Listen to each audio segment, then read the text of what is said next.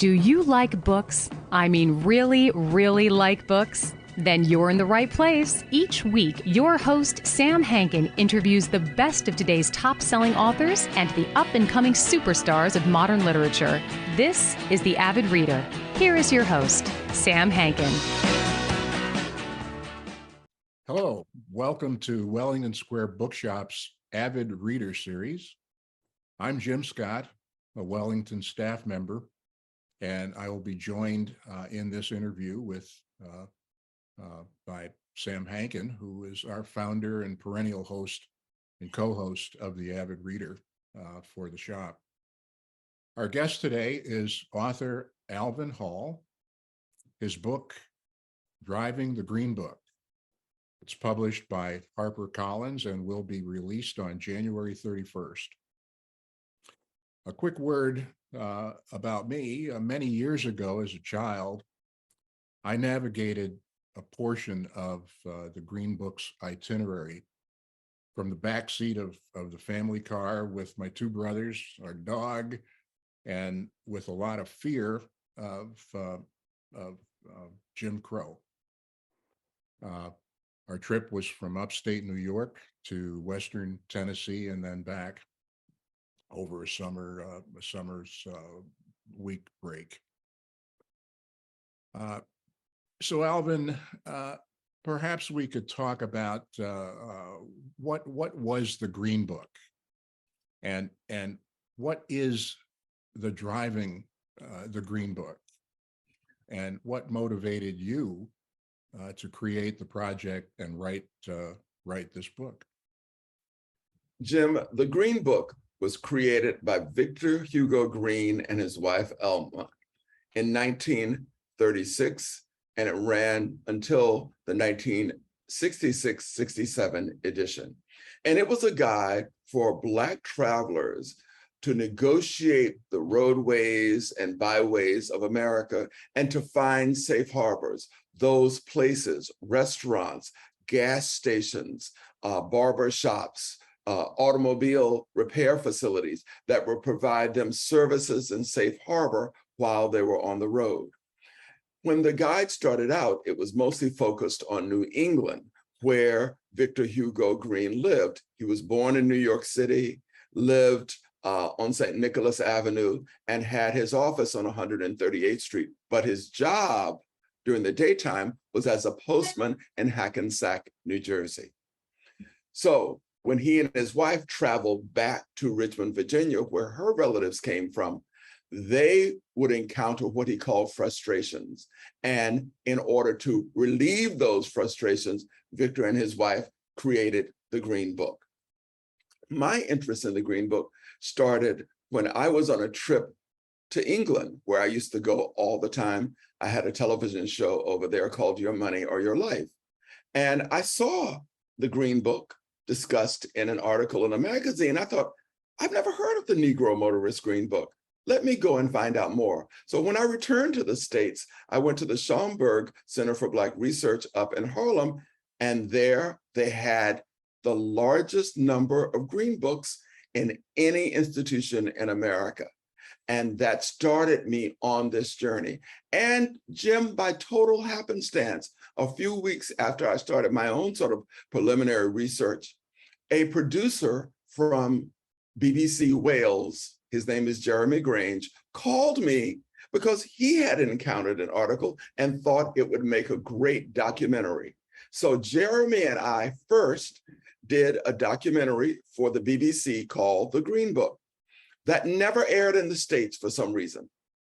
But I'm always a person who, to quote your mother in the memoir of yours that I read, I love turning lemons into lemonade. And so what I did was to rethink this whole thing as a podcast going from Detroit, Michigan to New Orleans, and that became Driving the Green Book. As on this journey, we look for places that had been listed in the Green Book, communities that had been featured in it, and the people who lived in those communities and who were willing to share their experiences with us. That's quite a story. Now, the Schomburg, when have you been there last? I was there about 3 or 4 months ago. Mhm. I went up there because I was curious to see if they had a book by James Baldwin, and I wanted to know if they had several copies of it. And it turns out they did, and I wanted to buy them as a gift to take to a dinner party to give to people. That was the last time I was there. That's a absolutely fantastic resource for Americans, not just Black Americans, but Americans generally. I agree. It's rich, and it has depth. As you did your project, Alvin, how did you characterize the difference between the North and the South as it related to the Jim Crow realities? The North was, in some ways, equally prejudiced, but the difference was it wasn't in your face. You could live in integrated communities. Sometimes they were separated by one street and the kids would play together. We heard stories about that all the time, but yet there was still deep prejudice in the North. It was just not spoken about, and you negotiated things a little differently. Of course, there were hardcore communities in the North also. The difference was, as you went south, you had to be aware of the Jim Crow laws, and people could be absolutely blunt and frank and brutal in their use of language, in the restrictions that were put onto you. And the treatment seemed somehow much more capricious, much more dangerous than it did in the North. The reality of that, as I discovered when I was doing this podcast series, was that there was more segregation in the North in terms of sundown towns and places where Blacks were not permitted after dark. That was much more a Northern phenomenon than a Southern phenomenon, but people adjusted to it much more in the North, and they sort of accepted it a little easier. In the South, oh my goodness, the stories about traveling south, the language that we use, the fears that were encountered if you entered the wrong place, stopped at the wrong service station, they were quite horrifying. Yeah, when your comments about the wall in Detroit were frightening. Yes, most people in America don't know about that wall, which is at the 8-mile road point in Detroit. And it was put up because a builder was building houses, and the federal government had a law that says they would not make loans that resulted in the integration or mixing of the races. So in order to fulfill the federal government's requirement for segregation, they built a 1/2-mile long, 6 feet high wall there to segregate the communities. And the entrances were so far apart along that wall, so you couldn't go between the communities except at designated points. And most Americans don't even know that that wall exists. Yeah, as you also pointed out, the mortgage restrictions were real, very strictly written, as were the codes, the laws in all these various communities. But in the North, those mortgage rules were really awful and helped to define where neighborhoods were. This is your neighborhood, and never the twain shall meet. Yes, let's talk about where you grew up in Rome, New York. You grew up in a housing project that was built for people coming back after the war. And what was the name of it? Wright Park. Wright Park. And I think in an essay I read by you, there were 350 places built in Wright Park.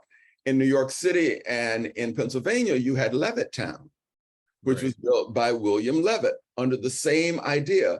But in the covenants of Levittown houses, there were no Negro clauses in those houses, and they remained in place for decades. for right. decades. And even today, there was an article in the New York Times about a lady who recently moved into Levittown on Long Island and about the bigotry and hostility that she encountered today. So the legacy of that time still exists. We had an interesting thing in Wright Park. My mother, who is now 100, but still very lucid, we talk about this from time to time. And she says, you know, Jim, what you don't know is that in the Black area in Wright Park, there was a white family that lived in the Black area. There were no Blacks that lived in the white area. The reason that the white family lived in the Black area was that they had 7 children and they needed 3 bedrooms. And it was only in the Black section where you could get 3-bedroom apartments. So the white family moved into the neighborhood, and they enjoyed it. Their life was fine. But we thought it was always bizarre that they lived there and we could never live in the white area. That's a story that we heard, Jim, all up and down the road trip from Detroit to Columbus to Cincinnati to Louisville. When we talk to people about their personal stories, especially around housing, we found that often they lived in areas with recent immigrants, with white people, but they were not permitted to live in areas where white people live. That was a pretty much common story. And that in those communities where white people lived in Black communities, they were very accepting, they were included in everything. There was not the sort of isolation that would have occurred had it been the other way. So that's one of the aspects, I think, of Black life in America that most people don't know about, given the overall narrative, that acceptance, that inclusion, that generosity. You commented about the movie, The Green Book, which many people saw here in the States just a few years ago. You seemed not to like that movie. Why is that?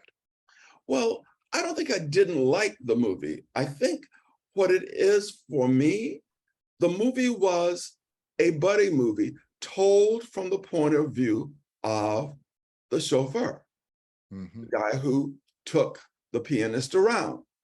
It was not a movie about Don Shirley. So part of the movie to me was a buddy movie designed to be a feel-good movie.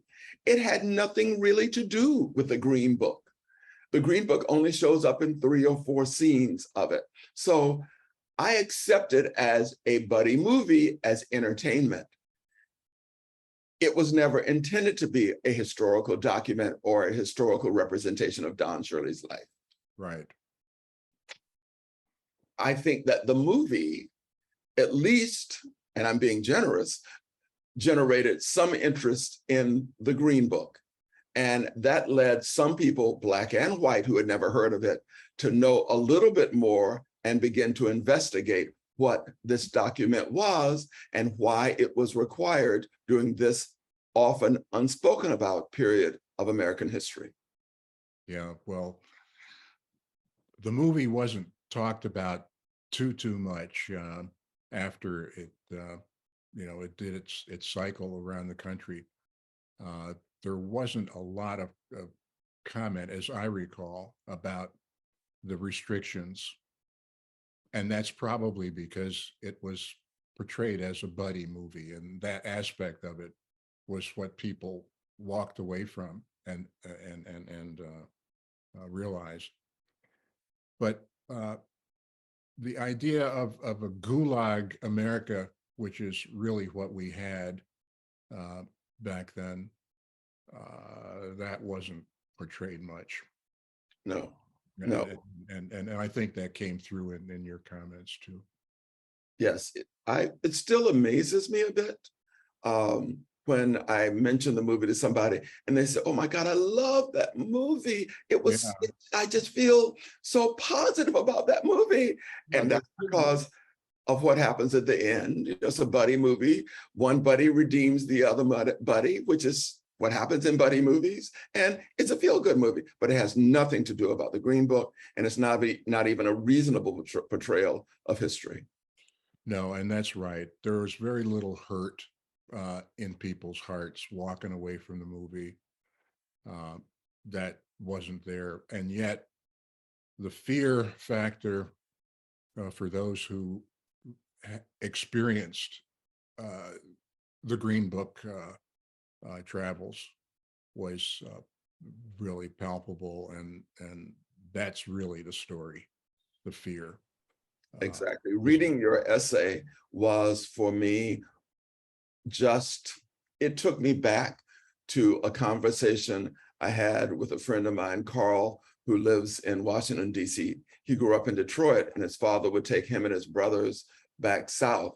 And he gave me permission to include the story of the conversations that his brothers would have with him about being in the Jim Crow South, and about what it meant as they went further and further south, and how you heard the language and felt the restrictions, as you and your brothers did when you took that trip down in your family's Buick. Yeah, yeah. Now, your team for your project, for the trip, it seemed like a fascinating array of personalities and focus. Do you stay in touch with them now? Do you have dialogue with them about their perceptions and the work that has come out of it from their hands? Yes. You do. Yes, I do. Janae Woods Weber, who was my associate producer and companion for the entire trip, she and I are friends. We talk about what we've learned from that trip. Janae made one statement during the trip, and it has stayed with me ever since. And that's regarding the interviews when people talk about Stuckey's. Do you remember the roadside store called Stuckey's? I remember growing up, and we all wanted to have pecan rolls from Stuckey's. And during the interviews, the people I was talking to, we would share that memory.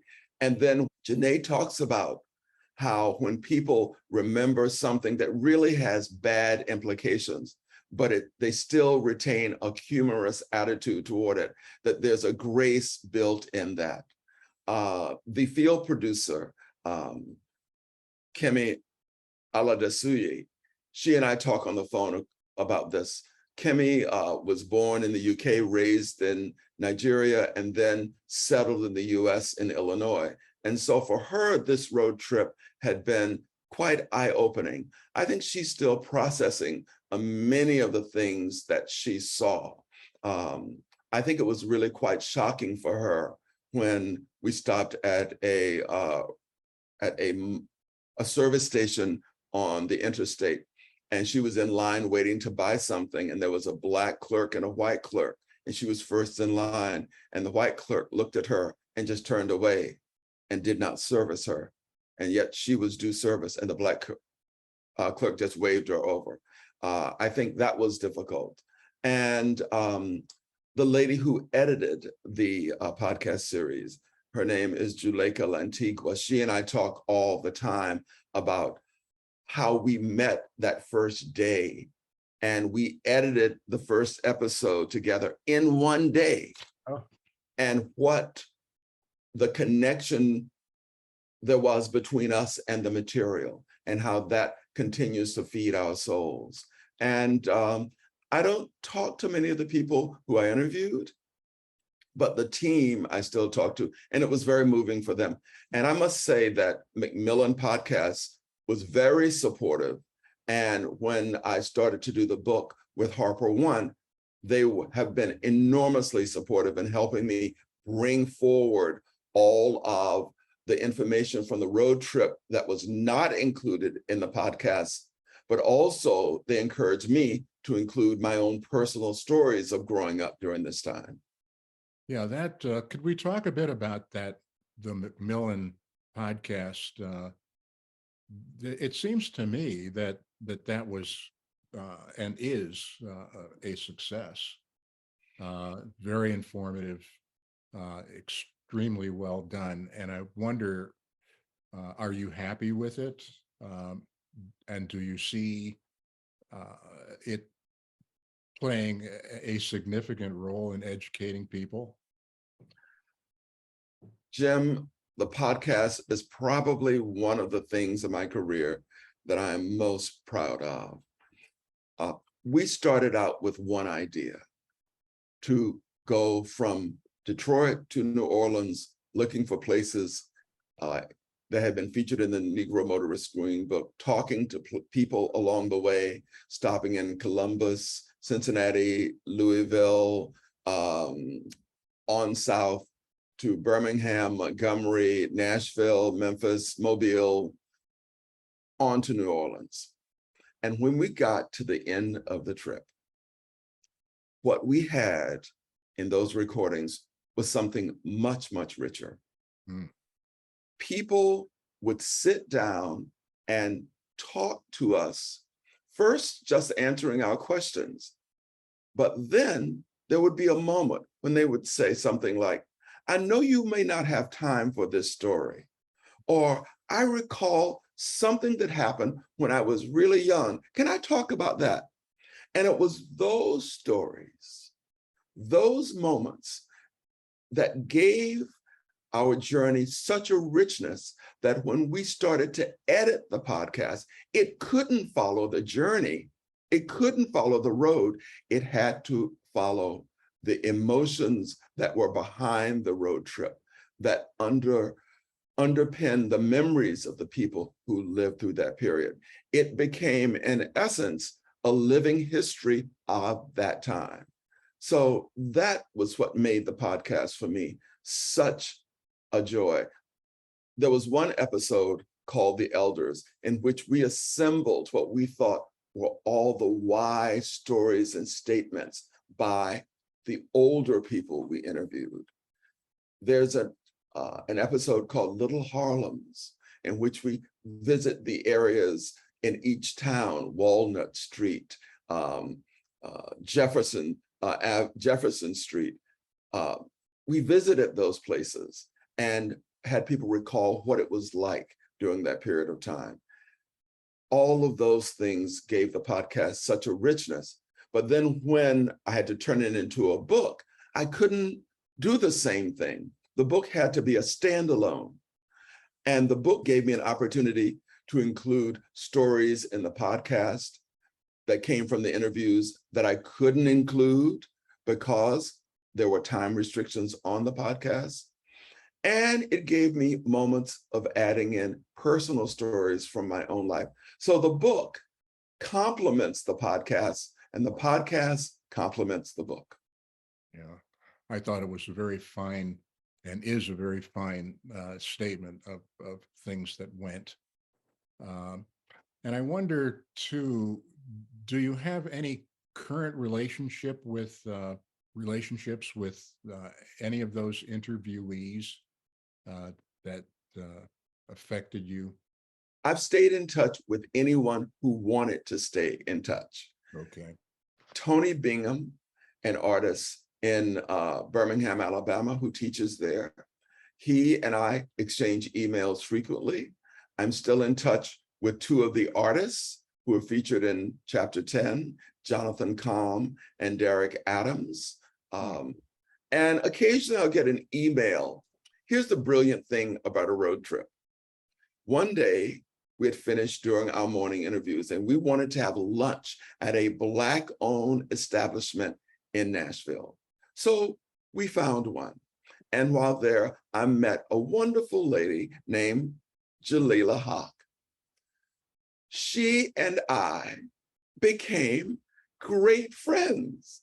And she comes to New York. I've got to know her son, her grandson, her daughter-in-law, and we have a wonderful time together, all from this meeting.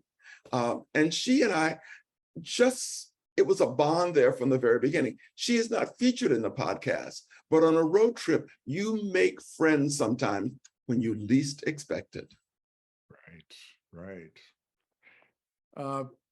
you had a wonderful, I thought, interview with a Bowdoin College associate. And I wonder how you, well, a couple of things. Your takeaway from those interviews and the things that were on your audience's mind. But has that visit to Bowdoin affected anything that the college itself is doing relative to its education programs or the African American content of its American history programs? Jim, that interview was with Clayton Rose, who is president of Bowdoin College. Mhm. Clayton is really interested in the topic. He had done his homework, and it was really a stimulating interview. And it came at a time when Bowdoin was looking at the African-American graduates and establishing an African-American alumni association at Bowdoin, which is currently led by Michael Owens, who lives in California. I happen to be from the class of 74 at Bowdoin, and we were, at the time, I think the largest number of African-American males admitted to Bowdoin College at that time. So we form a really tight group of guys who had the same experience. We knew each other at this small school in Maine, and we all got great educations. I think the college has been enormously supportive of my work since I graduated. But there's been a sort of renewed interest on all fronts, both in the town of Brunswick and at the college. Curtis Library in Bowdoin College had me there for an interview with Dick Mercereau, who had been an administrator at Bowdoin for years. And it's wonderful. And people, I think, are reading the book at the college. So it's opened up some new possibilities for all of us. Mhm. One of the things that came out and struck me was the sense of the integration of the African American experience into the American experience as told in history books and taught in history classes. And I just wondered if, because that came up in that session, is Bowdoin doing anything to accelerate that integration of Black experiences into the mainstream of our country's development? I think that Clayton and the administration have been very proactive throughout all of the events that have occurred nationwide in talking very openly and honestly with the college administrators and students about the condition of being Black in America today. And I think the college is aware of being much more inclusive, bringing in different voices, and where possible, adding in correctives. I was recently at an event at the Shed here in New York City, honoring Kenneth Chenault, the former CEO of American Express, with the highest honor from Bowdoin. And at that event, Clayton talked about Curtis, after whom the Curtis Library is named in the town, and talked about the fact that there were people who owned slaves at Bowdoin College. So that history is now coming out, but they're adding it in a way so that it's not like a frontal assault. It's a part of the reality which was existing in plain sight, that now we're at a time in history where we can talk openly and honestly about that. Great, great. I noticed too that you now have a relationship with Jelani Cobb Columbia. Well, actually, I only know Jelani through his writings. We will meet on February 28th at the Center for Fiction in Brooklyn. He is interviewing me, and I am so honored by that because I have been reading his writing for such a long time. And we had originally scheduled this for February 2nd, but he actually had availability on February 28th. So I have no relationship with him yet, but I'm hopeful. Okay, well, certainly he's a powerful figure today and will be for many, many years going forward. But I was thinking that relationship would likely produce something that all of us should be focused on because of his role at Columbia and your role as your project has come public with. There's got to be something positive that will come out of that relationship. Well, I hope so. I basically see myself today as a writer on a variety of social topics. And I enjoy writing a great deal. I enjoy coming up with ideas and turning them into podcasts or television documentaries. So I think meeting somebody like Jelani could open a new door in my career, in our thinking together. You never can tell what these things can bring about. My life has been full of these moments. And as I said to somebody just yesterday, there's luck in our lives every day. As you get older and with a little more experience, you become smarter at grabbing the luck when it comes along and turning it into something great. And I'm always hopeful. Alvin, I want to thank you very much for your candor, first for your work that you've done, but your candor in talking about it. And I'm looking forward to whatever else you come out with. I have on my iPhone the Macmillan series, and every time I get a chance to listen to a little bit more, I listen to a little bit more. But I will keep my eye out on whatever more you have to write, and I hope that it comes out soon. But I'll be watching for it, and I hope that our listeners today will also be watching for it. Looking forward to whatever you say. Thank you, Jim. Thank you for this opportunity to appear on The Avid Reader. I've enjoyed this, and I love the fact that you and I share this connection to trips in the South, living in the South, and each of us having lived this history and are still here today to talk about the truth of this history. Thank you for that.